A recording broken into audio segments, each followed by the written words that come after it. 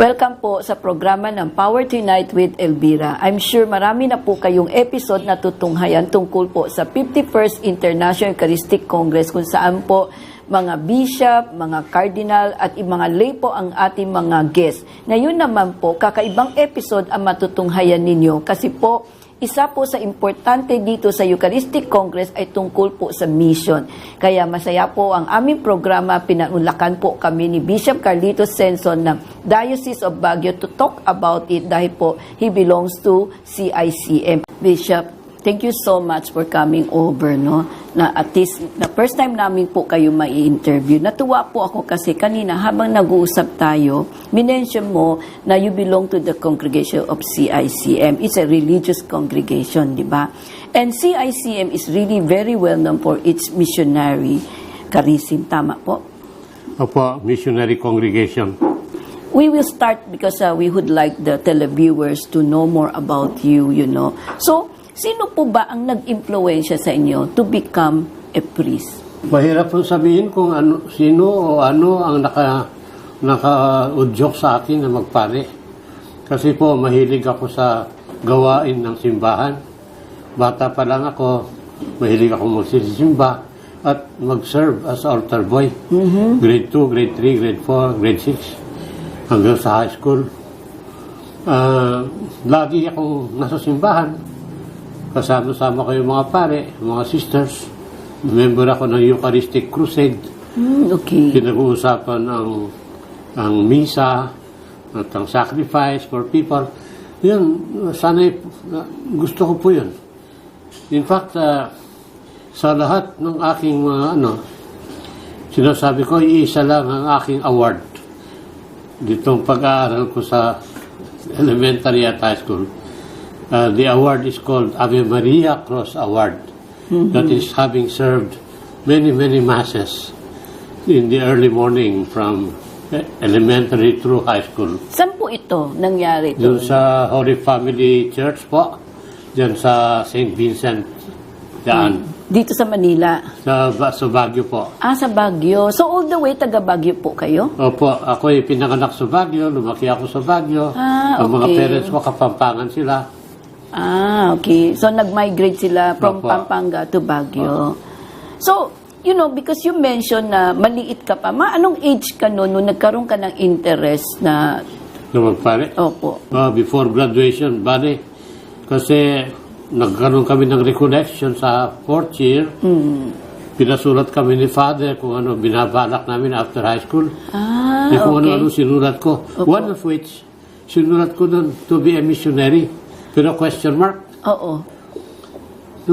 That was in the month of January. Yes. February, tinawag ako ni Father. Ni Father. Carlito, I would like to talk to you about your list. Why is it that you wrote here to be a missionary? Question mark. Why the question mark? Okay. Sabi ko, Father, because I really admire you very much. The missionaries, the 𝗨ощ𝗶𝗄𝗵 priests and brothers, I see you are very dedicated and you're happy people. Okay. Then why do you put a question mark? Yes. Sabi niya, Father, because I don't think I can become like you. Why not? Sabi ni Father. Because I like girls. Sabi niya, so what? Did you offer your heart already to a girl? Did you promise your heart to a girl? No, Father, I'm too young. So, what's the problem? Sabi niya, no? Come, on Saturday, you come here, I will take you to seminary, and then you talk to the boys. Ganun po ang nangyari. Sino Father yun? Anong pangalan po ni Father? Father 𝗍𝗶𝘁𝗵, 𝗨ощ𝗶𝗵. So, ano siya? Irish? He was our mentor in high school. Okay. So, dahil sa kanyang mga kawanggawa at sa kanyang mga action, na-inspired po kayo na nakita ninyo na to be a missionary can be interesting, although hindi nyo alam kung ano ito, di ba? Ngayon, ilan po kayo magkapatid, Bishop Senson? 10 po kami. Ako number 6. So, ilan po kayong babae? Ilan po yung lalaki? 6 ang lalaki, 4 ang babae. Doon sa pamilya nyo, because you said you used to, take interest in the church activities, di ba? Doon parang nakita mo, maybe nahihila ka towards, services to God because of your experience as an altar boy. Di ba? Nakikinig ka din sa mga masses. May impluensya ba dito ang magulang mo o let's say mga kapatid mo? Ang magulang ko po, hindi kasi wala silang panahon na magsimba. Okay. They were so busy taking care of us. But I did not take it against them. Sa pamilya namin naman, isa sa mga sisters ko, yung elder sister. Opo. Member siya ng Legion of Mary. Sa college student siya sa Baguio. Siya ang nagtutulak sa amin na magsimba. So it's your eldest sister, parang nagkaroon ng medyo influensya. Not your parents kasi not my parents. They're very busy taking care. Tsaka may negosyo ba magulang niyo? Hindi po yung family business or what? Kung bakit naging my father was a building contractor. He was an architect and a self-made engineer to the International Correspondence School. My mama, she was just a housewife. Okay. So, kaya pala, naging magandang memory mo about your mom, di ba? Yes, she was always there for us. So, Bishop, kasi sabi mo, even though hindi ka nagkaroon ng influence from your parents, sa pamilya ba ninyo, you pray a lot as a family, or it's only your eldest sister who really push you all to go to church? Meron silang hinihikayat na tularan namin kasi alimbawa yung the month of October and May. Yung family rosaries. Yes. Hinihikayat kami na kumbinahin ang mga kaibigan namin, magdasal sa bahay. Ganun lang. Nothing extraordinary, pero that was helpful. So, ang recall mo dito, Bishop, so aside from the influence that your eldest sister, encouraging you to go to church, parang through, very active siya sa Legion Mary. So, yung pag-attraction mo actually sa pagiging pare was really more of your service, yung pag-attend mo ng misa, saka nung nag-aaral ka, yung influence ng 𝗨𝗶𝘄𝗏, tama? Opo, kasi ako I finished my philosophy and then my theology, just the regular course. And then the superiors asked me na mag-aaral pa ako kumuha ng units for Masters in History. Okay. Kaya nag-aaral ako sa St. Louis, bago sa UST, and then to the Ateneo. Pero that time, I was also assistant parish priest to Pasig. Okay. So it was after Vatican II yun. Very, very active ang simbahan. Maraming lay people meeting Cursilio, encounters of married people, young people, mga ganun. So I was always on the street. And then later on, nag-rally pa kami against Marcos. Opo. Kaya I was always in the forefront. Hindi naman forefront, but I was with the guys. Okay. With the boys. Often on the street. To the point that I abandoned my studies and I dropped it. Opo. So, hindi nyo po natapos yung master degree nyo because you become very active. Opo, pinadala ko sa Bacolod. Okay. They asked me to take care of our minor seminary in Bacolod ng 𝗨ICM. And there I got involved with Father Halandoni and Father Saginsin, yung mga problem of peasants and the farmers. Kaya sagad na sagad po ang aking experience diyan. So yung exposure po ninyo sa situation sa Bacolod also influence you in some way. Yeah po. Kasi na-witness yung reality. After that. So yung pagiging missionary nyo, nag-umpisa actually from Baguio to Pasig and then Pasig to Bacolod and then to Brazil. Kasi meron silang meron kaming patakaran in the 𝗨ICM. Whatever your work, it belongs to a collegial endeavor. Okay. So, dedicated for mission. Okay. We all participate in mission. Ganun po. Lagi kong tinatanong, what do you want me to do? I depended on the assignment na ibibigay sa akin ng superiors. Okay. And team effort po ang aking experience. Okay. I got inspiration from my companions in the mission work.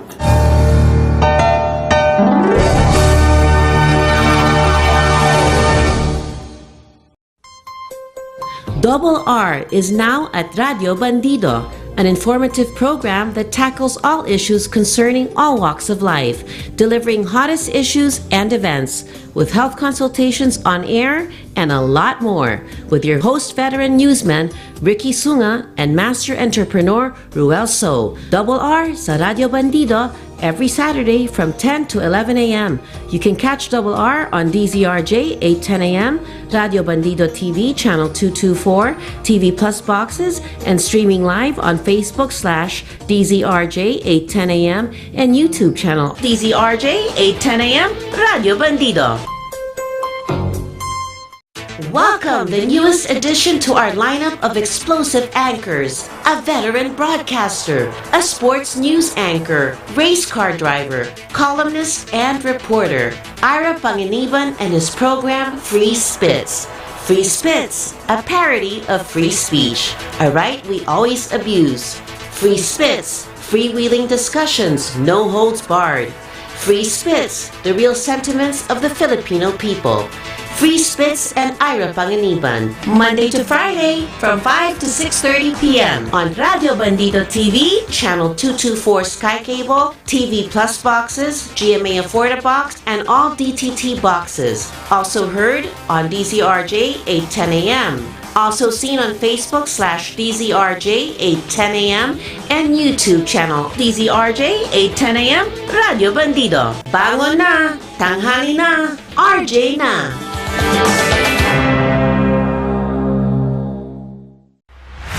Salimasa with host Sunny Ilustre digs into current events and human interests. All viewers and listeners are invited to take part in the discussion. All opinions are welcome and respected. Salimasa is open to assist those experiencing injustice. The motto of the show is, if God is with us, who is against us? Seen every Saturday from 4 to 5 p.m. on Radio Bandido TV, channel 224 Sky Cable, TV Plus boxes, digital free-to-air channel 29, Facebook.com/𝗍𝗏𝗃 8:10 a.m.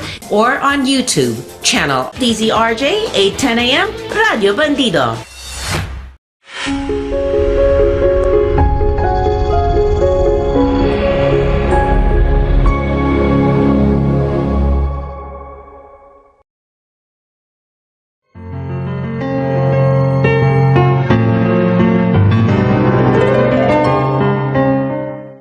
So, di ba you remember when you write that letter after high school na you want to be a missionary, it's a question mark. So, what really, di ba kasi tinanong ka ni Father, no, na DuPont, sabi niya, so you have to try kasi di mo naintindihan. So, when you enter into it, so finally, you become a missionary. Ano yung na-discover mo as a missionary? Ako po, very simple kasi lagi kong tinatanong, what do you want me to do? I depended on the assignment na bibigay sa akin ng superiors. Okay. And pati yung papunta sa Brazil. They assigned me to Brazil. Sabi ko, what will I do in Brazil? Sabi niya, you'll be a missionary. You do as you are doing here.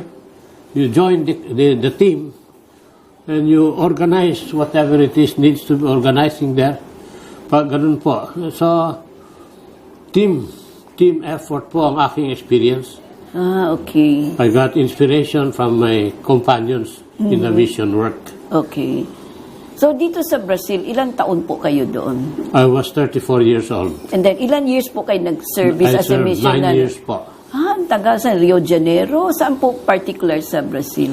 I was in 3 places. One point is the first in Minas Gerais, that's central place in the mountains. And then I served in Nova Iguazu, which is in the state of Rio de Janeiro. Okay. Among the developing peoples there, slums and etc. And then I was sent to Para in the north, among the Indians. Okay. So, native talaga na. Opo. So, kung gano'n na ma-experience ninyo at that time, kasi di ba sabi ng superior nyo, whatever you do before here, you continue doing that. So, hindi po kayo nahirapan sa pag-a-adjust. Kasi ang kultura doon is so different from ours. So, ano pong masasabi nyo?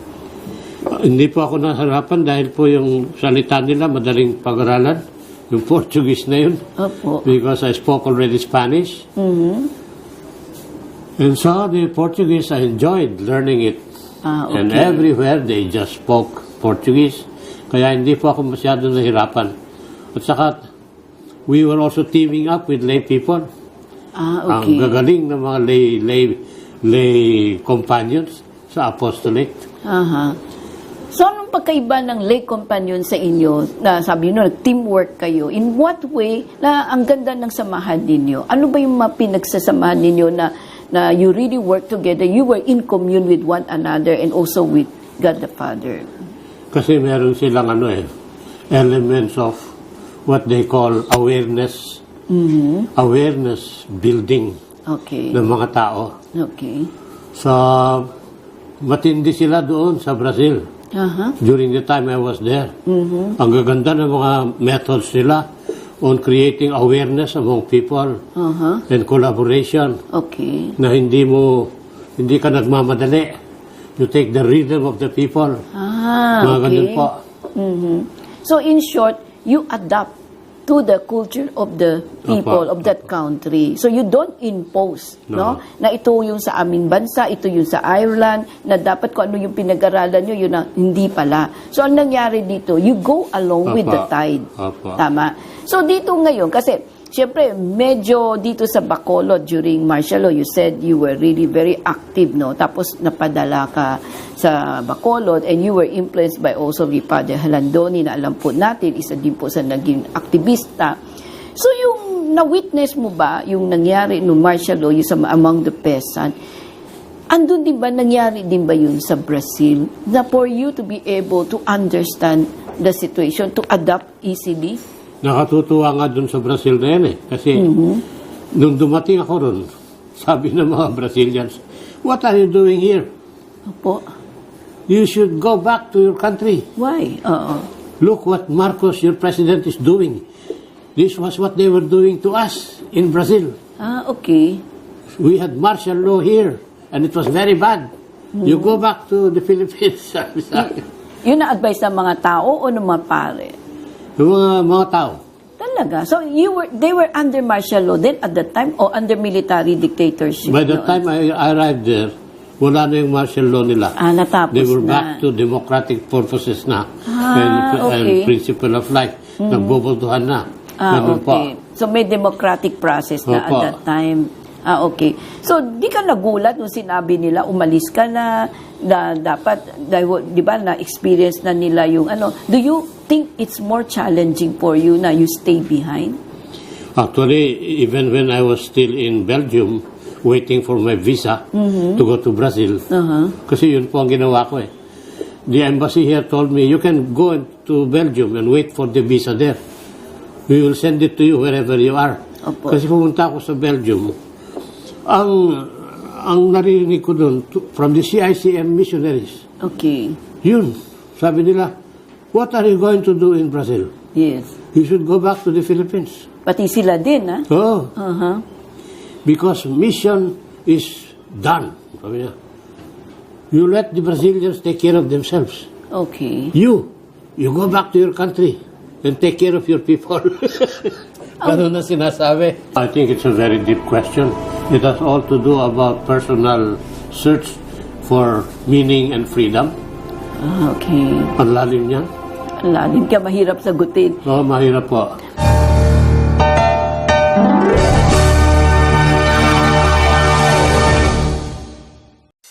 Serbisyo publiko ba ang hanap mo? Programang tutulong at aalalay sa iyo. Tuwing linggo, Carmen Ignacio, Mark Anthony Ignacio, Miss Teresita Amansek, Malasaki Kapwa. 2 oras ng aksyon, ng tulong, ng puso. Malasaki Kapwa. 1:00 hanggang 3:00 ng hapon.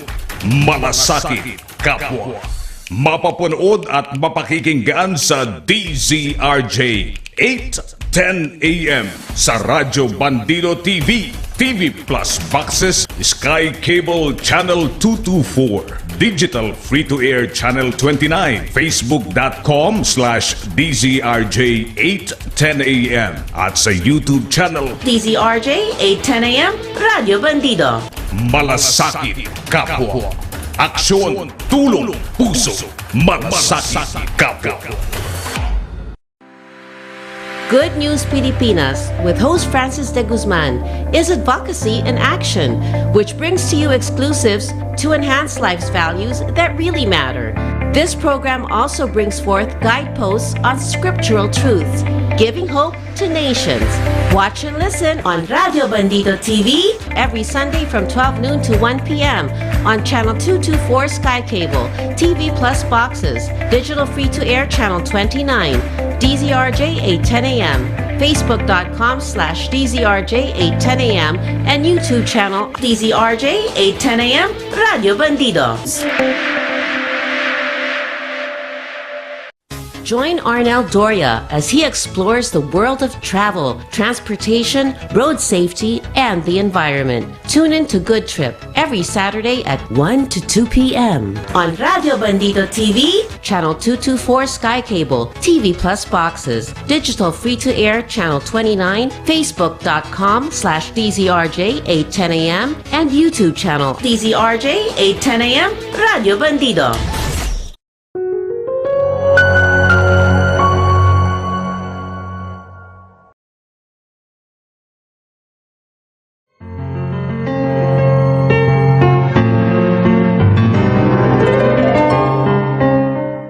So, don't you find it very strange na ikaw, pinadala superior to go on a mission sa Brazil, tapos pagdating sa Belgium, pinapabalik ka? Hindi naman superior nagsasalita na gano'n eh. The ordinary confreres and the young people. And the young people, okay. Oo. Kasi nagsasara ang missionary seminaries noon.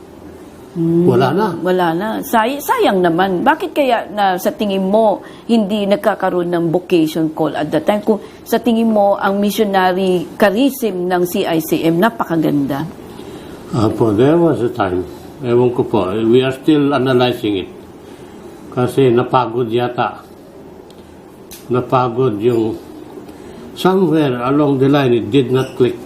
Marami kasing umuwi after Vatican II.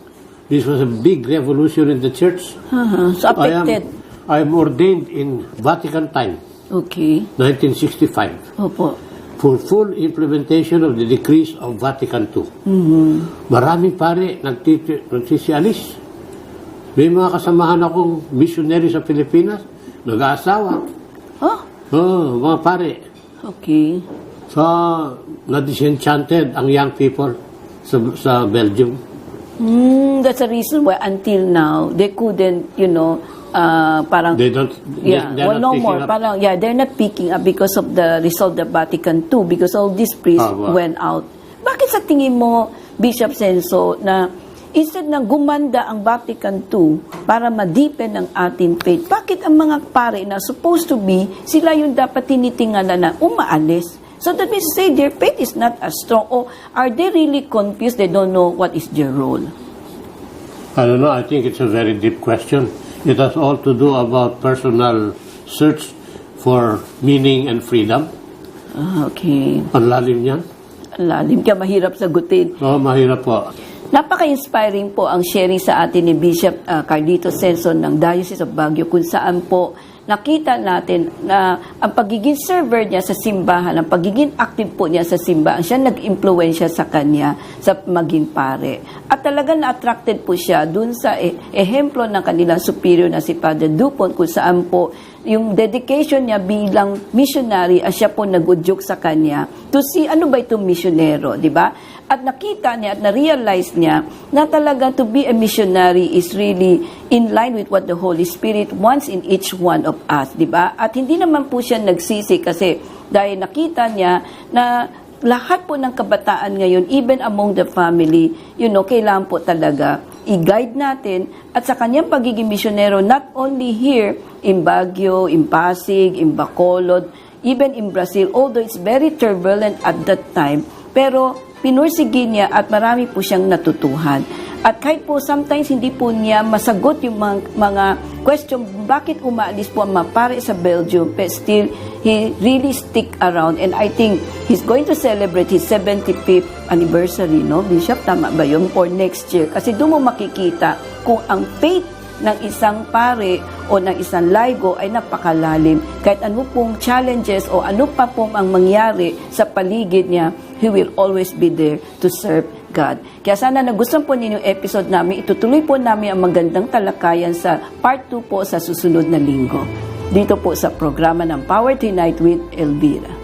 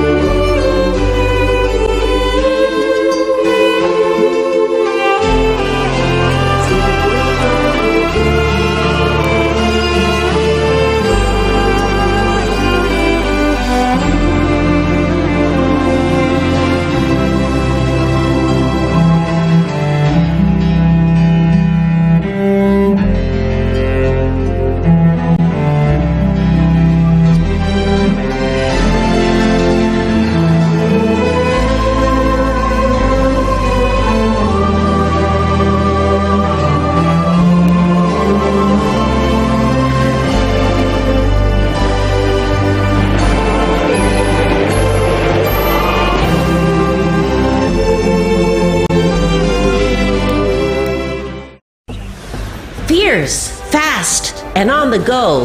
Reporters Hour, hosted by 𝗘𝗹𝘃𝗵. Meet the fearless reporters of Teleradio Bandido TV, Celestino Jojo Sikat, Vance Fernandez, Jong Manapas, Jimmy Mahusay, Felix Tambongco, and Romel Madrigal. During a crisis, you need timely and up-to-date reports on Radio Bandido TV daily, plus on Reporters Hour, 12 noon to 1 p.m. Except Tuesdays on Channel 224 Sky Cable, TV Plus boxes, digital free-to-air Channel 29, DZRJ 8:10 a.m., Facebook.com/DZRJ 8:10 a.m., and on YouTube channel DZRJ 8:10 a.m. Radio Bandido. Chit Chat with 𝗶𝗶 with host Vivian Velez is a program that breaks down important national concerns, events, and stories, featuring newsmaker interviews and compelling features to add context, clarity, and answer the questions on your mind. Every Sundays from 5 p.m. to 6:30 p.m. on Radio Bandido TV, Channel 224 Sky Cable, TV Plus boxes, GMA Affordable Box, Easy Box, and all DTT boxes. Simulcast on DZRJ 8:10 a.m. Seen on Facebook/DZRJ 8:10 a.m. and YouTube channel DZRJ 8:10 a.m. Radio Bandido. 𝗪𝗪 Baby is a news-oriented program that tackles topical issues and headlines with the support of DZRJ field reporters. Hosted by the legendary Jimmy Morato, Monday to Friday from 4 p.m. to 5 p.m. on Radio Bandido TV, Channel 224 Sky Cable, TV Plus boxes, digital free-to-air Channel 29, DZRJ 8:10 a.m., Facebook.com/DZRJ 8:10 a.m., and on YouTube channel DZRJ 8:10 a.m. Radio Bandido.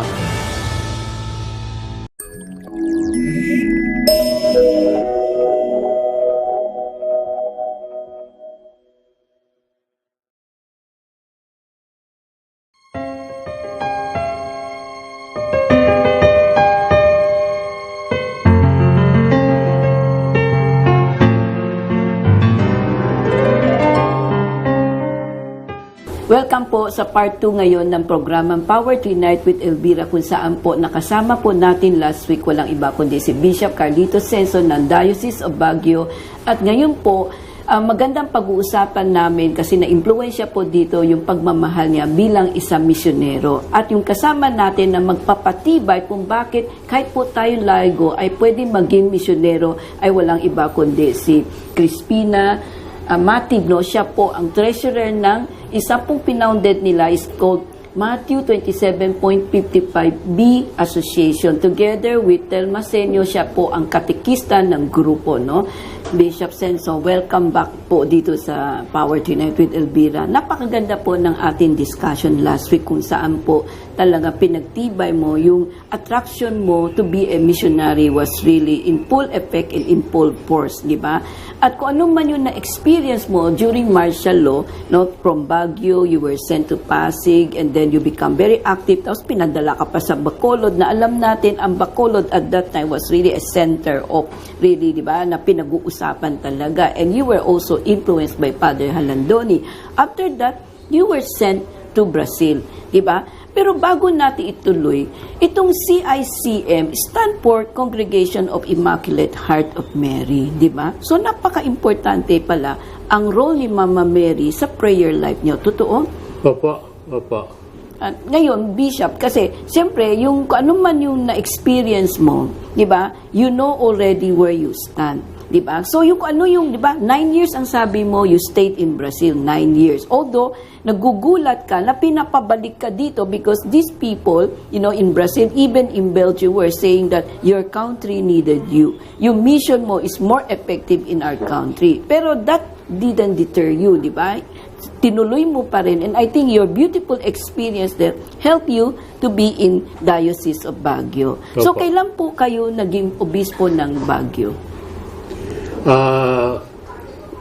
Una po yung 𝗨𝗶𝘄𝗵, matagal siyang apostolic vicar of the Montañosa.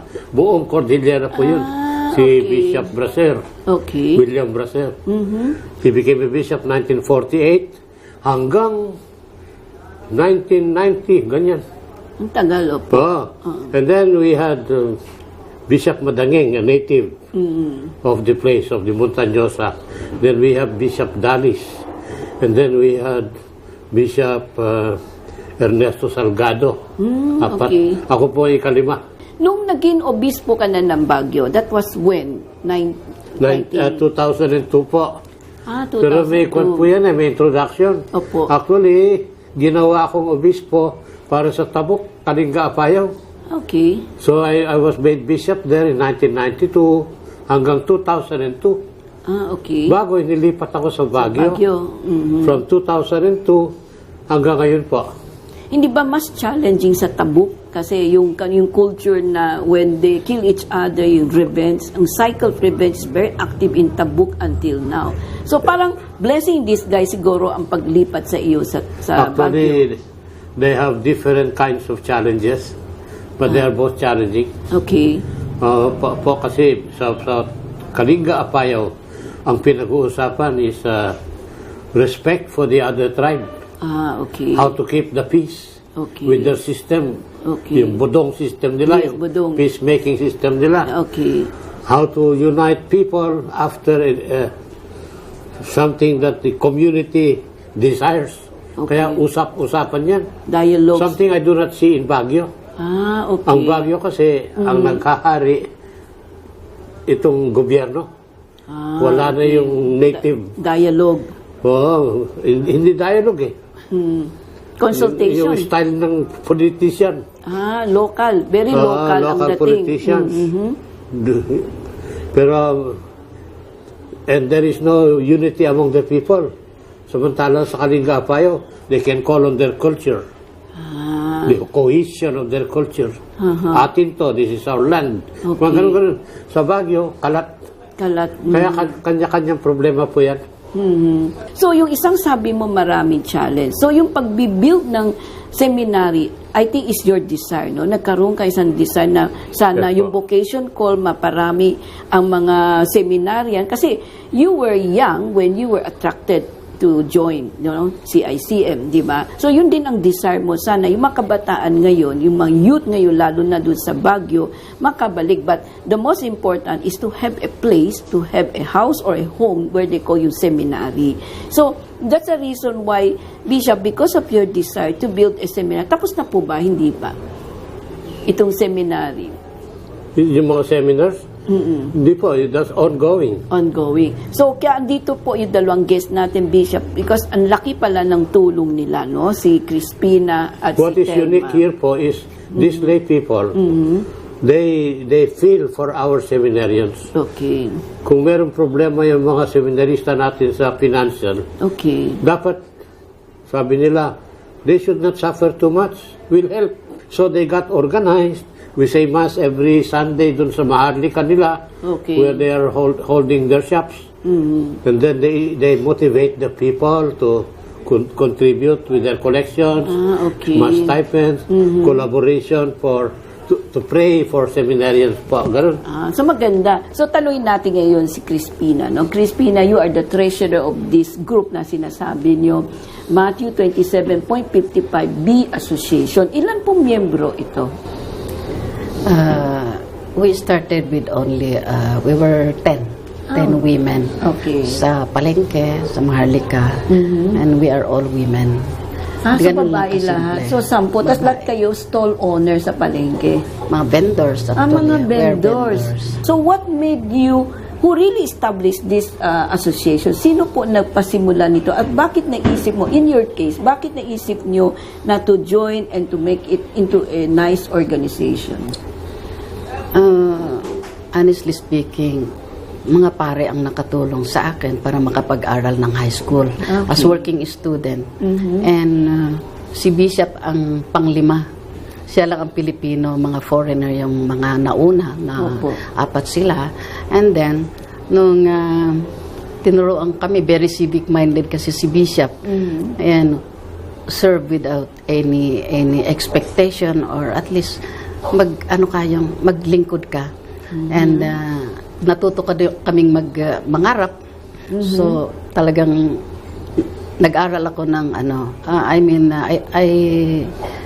I strive kasi in-inspire kami na dapat hindi kayo limited sa dito lang sa Natunin. And then so happen nung out ako sa Natunin, nagkita kami sa Baguio. Sa Baguio kami nag-meet. Okay. Paano ba makatulong? Paano ka nagiging pare? That's how we realize na ganun pala kahirap at katagal magpare. It takes years. We learned. Sabi ko, dapat makatulong tayo kasi bakit kulang tayo ng pare? Every time na maghanap ako ng mag-blessing, mag-opening ako ng business, kulang, pipila ka. Tapos ng celebration, wala pa yung pare. So, ibig sabihin, kinukulang kami talaga ng pare sa Diocese of Baguio. So, why? Bakit? Now, we notice mostly ang mga pumapasok, mga anak ng farmer, mga anak ng mga gardener, mga ibig sabihin na the parents can't afford to send them to seminary kasi meron palang obligasyon din ang parents pag mag-aral ka sa seminary. And sabi ko naman bakit maghirap ang magulang when in fact pag nagpare sila, they will come back and serve us. Yes. So sabi ko magtulong tayo. So we started advocating. Sabi namin sa mga tao, you can be a benefactor. Kahit piso or 5 piso mula sa iyong puso, maitulong mo na. It will not hurt your budget or it will not hurt your pocket. Hard earned. Kami mga vendors lang naman po sa palengke. So, natutuwa kami dahil mula nung na-establish namin 10 years ago. 10 years ago. We have the most number of seminarian. Pag may graduate, maraming taga-Diocese of Baguio. So, we advocate, we animate na tutulong lahat ang mga tao para sa seminarian nila. Kailangan nila ng taong tutulong sa kanila para lumago yung kanilang pananampalataya. So, that made me or that gave me the strength to go on kahit na mahirap.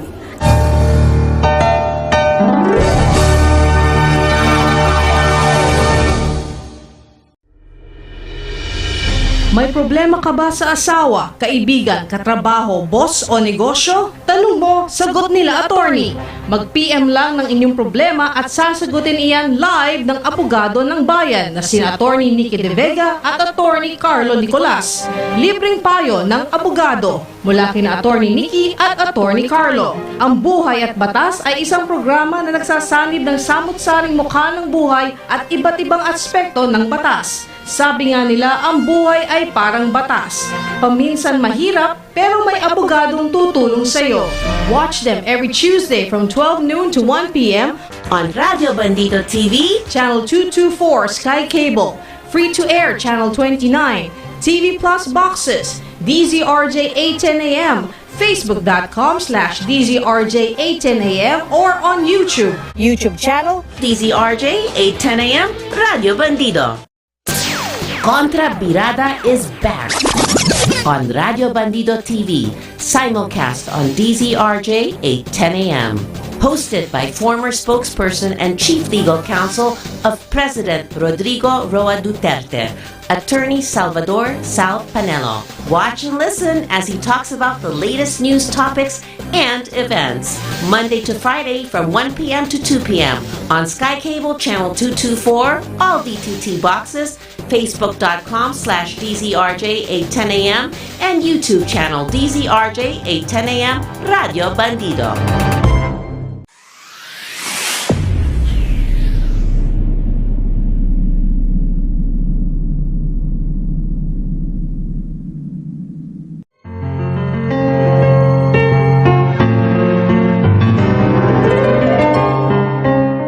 Ali Crispina, no, na ibig sabihin itong association was really established so that to be able to help the seminarian, to help the parents who cannot afford to send their children, and then to take care of the needs of the seminarian. Tama? Yes, ma'am. Actually kasi, sa totoo lang, hanggang sa clerical garb nila, hanggang sa isusuot nila, mas mahal pa kaysa yung gown ko o damit ko. Talaga. Dari, wag natin i-spoil, di ba? Well, we don't really give the kasi we generate funds, kaya nga sabi namin, this is a religious organization. So, we present with the formator, with the bishop. Ito. So, there's transparency. Good, na up to the last cent, ito yung pera na para sa kanila lamang. So at least alam naman nagdo-donate kung saan pumupunta. Yes, Ngayon, ma'am. Thelma, as a catechist, no? Anong role mo dito sa association as a catechist? Actually, the first thing I did for the association was to become the secretary of our Association, yes. Tumutulong ako sa paggawa ng mga kailangan na reports during our regular meetings. And then, at the same time, tumutulong din ako na i-advocate sa ibang sa parokya na sana yung mga parents din na iba ay magbigay ng tulong para sa mga seminarians namin. As a catechist, hindi lang dito sa association kayo nagtuturo. Anong role ngayon mo sa mga seminarista na pumapasok? In-encourage mo sila? Tinuturuan mo sila? Sometimes when I meet the seminarians, I ask them what's going on, what are your problems. So, I met 2 seminarians. I asked them, kumusta na kayo? Nakakatulong ba naman yung aming ibinibigay sa inyo? And may problema pa ba kayo? So, yun. Through the dialogue, nalalaman namin kung ano yung problema nila. So, during the meeting na regular namin once a month with the other officers ng association, nasasabi ko rin sa kanila kung ano yung nararamdaman ng aming mga seminarians. So at least may report kayo na itong perang binigay ninyo na tinutulong ito sa seminary, ito naman nangyayari sa seminarista. And no? actually, sila rin sa seminary, nagbibigay din ng report. Okay. Whatever amount we give them, they also give us a feedback of what's going on in the seminary, kung saan nila ginagasta yung pera. Sa 10 years na existence nitong association, ilan na pong seminarista ang napaaral ninyo, natapos na?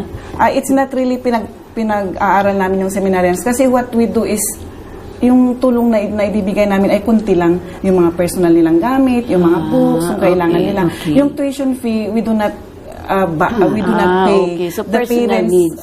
Yung lalong-lalo na pag sa philosophy sa Baguio, sa San Pablo Seminary, ang parents ang nagbabayad talaga ng tuition fee. What we do is to help them acquire books or whatever na kailangan. Pero yung tuition fee, Hindi sa naman. parents din yun. Para naman maramdaman nila kung ano yung kagandahan ng magpapaaral ng anak. Ganon. So at least yung role nila bilang magulang, tuloy-tuloy pa We do rin. not take away the role of So the far, parents. ilan na po ang natulungan ninyo at naging pari na ba mga ito? Actually, hindi Anim ang namin talaga alam kung ilan yung mga natutulungan, pero marami din yung mga nag-graduate na. Ma'am, nag-start kami ng 2004. Graduating pa lang yung 6. Out of 28 na pumasok, Okay. 6 ang graduating. Kaya pinagdadasal namin na sana ma-ordain ang mga yon. Kasi it takes years, more than 10 years to makatapos ang pare. 1 year orientation, 4 years philosophy, then 4 years theology, 1 year deacon bago ka ma-ordain. Kaya wala pa kaming napag-graduate. Okay. Kaya But it takes, continue to pray for them, no? So, Bishop, at least na napakaswerte din ng Baguio na merong itong association na gumagawa ng paraan to take care of the personal needs ng mga mag-aaral na seminarista, no? I know you really appreciate their support to you, di ba? Tsaka isang goal mo talaga, dumami ang mag-aaral ng mga seminarista, yung maging pare, maging vocation call, di ba? So itong seminarians ninyo o seminary is CICM also? Actually, I am very proud of this and proud of CICM. Kasi product sila ng CICM. Doon po kayo. Si Mrs. Matib, she was in first year high school nung pumunta ako sa Natonin to be a missionary in her place. Okay. So I met her there in the high school. Siya nga yung nagsasacrifice to go to school. Bit-bit niya yung kanyang sapatos until she finished. And then later, when I met her again, she expressed a desire to help me. To help me raise funds for the seminarians. How nice. Tama po, oo. Ngayon, si Telma din, she is a product of the CICM missionaries in the mountains of Sayangan. And now she has her family, but she is dedicating herself fully to organize the parish of Itogon as full-time executive secretary and organizer of catechesis. So itong area mention mo, bundukin ito. Bishop will walk 60 kilometers just to reach us. That's 12 hours the walk. That's the reason why bit mo sa sapatos mo. Kasi nilakad ko din yung nilakad ni Bishop. Kasi sa totoo lang. ibig sabihin hanggang ngayon, yung kalye niyo, yung road was really... Meron na ngayon. May kalsada na po. Meron na kalsada. Pero nung at that time, At that time.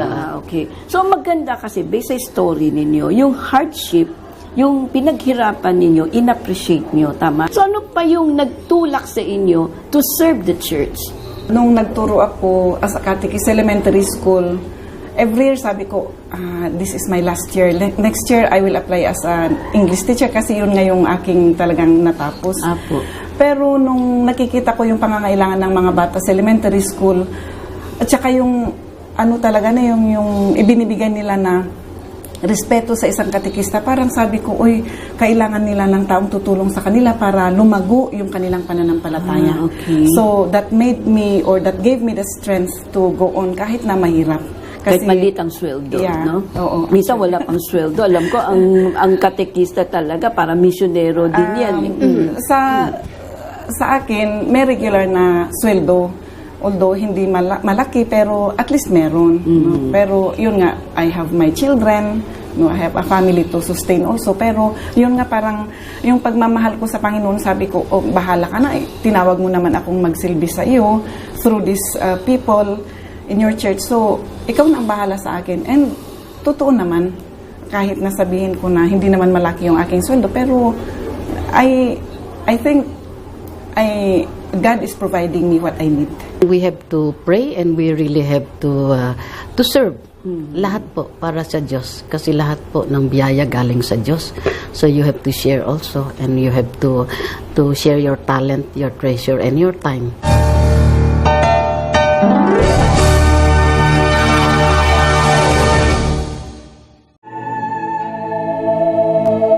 Be enlightened with inspiring stories. interesting biblical features, and insightful interviews with the pillars of our Catholic faith.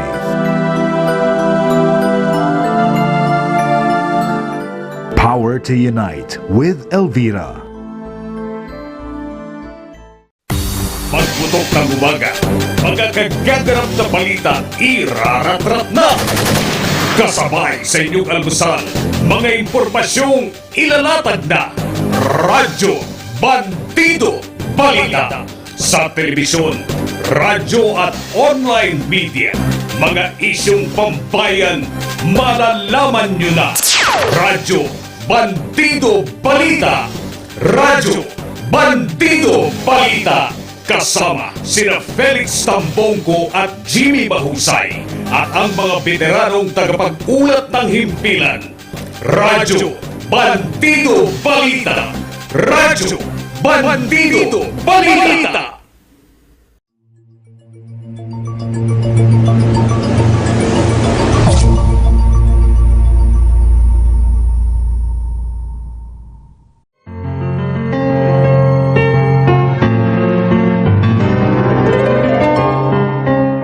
So, ang maganda kasi sa iyo, Thelma, hindi mo tinignan yung material aspect of it, kundi nag-udyok sa iyo because of your spirituality. Sa iyo naman, Crispina, no? Kasi maganda rin dahil ikaw, product ng 𝗨𝗶𝘄𝗲, sabi ni Bishop Censo, and she's very proud, no? He's very proud na product ka at nakita niya na yung kanilang charism, tinutugon ng mga lay, di ba? So, at nakita mo din yung hirap na tinatahak mo, sila din kasama pala. So, maybe that's the reason why parang nagkaroon ka na malaking desire na tulungan sila in your own little ways. Tama, Crispina? Yes, ma'am. Actually, dahil sa turo nila sa we were really mold na we were blessed. We should be dependent on God, and we have to pray, and we really have to serve. Lahat po para sa Diyos, kasi lahat po ng biyaya galing sa Diyos. So you have to share also, and you have to share your talent, your treasure, and your time. Kaya as a mother, as a wife, and as a businesswoman, sabi ko kahit ano bang oras, maglalaan ako ng oras na para maglingkod ba, hindi yung pura pang sarili, pang pamilya, at least to serve also. So, Bishop, napakaganda at least pinakilala mo sa televiewers itong Matthew 27.55b Association na alam po natin is a group of 10, nag-umpisa sa 10, a group of vendors in Baguio na who really dedicated their time, di ba? So, ano pong mensahe ang gusto nyo iparating sa televiewers? Napakaganda po ng vocation. To feel that you can do something for somebody. Kaya itong message ni Holy Father, si Pope Francis, napakaganda. Pwede natin siyang gawing baon natin sa araw-araw. Do something more. Spread the word of God that He loves you, that He loves people. Everybody should have a chance to hear that God loves them. And I'm counting on ito mga kasama ko. They are translation of love. Totoo po. Pag-serve nila, not for self-interest, but service talaga, and they are happy. That's the kind of message that we want to listen to and witness all the time. So, napakaswerte po ni Bishop Censo at meron po mga LIGO na lalo na po mga vendors na talagang andun yung dedication para tulungan sila sa adhikain ng simbahan. At talagang napaka-inspiring po ng episode natin because we learn from them. We learn that they really, foremost of all, yung kanilang pagmamahal sa Diyos ay nangunguna kaysa sa sarili nila at sa kanilang pamilya. So, they become what they are because of the inspiration that they receive, and Bishop was just there to administer and to tell them, you know, they really appreciate what they are doing. Sana lahat po nakikinig, gayahin po niyo sila. Kung maraming association will come from vendors, from janitors, why not all of you? Even po hindi po kayo mayaman, kahit na po mahirap pala, lahat ay mayroon sa puso ng Diyos. Hanggang sa muli dito po sa programa ng Power to Unite with Elvira.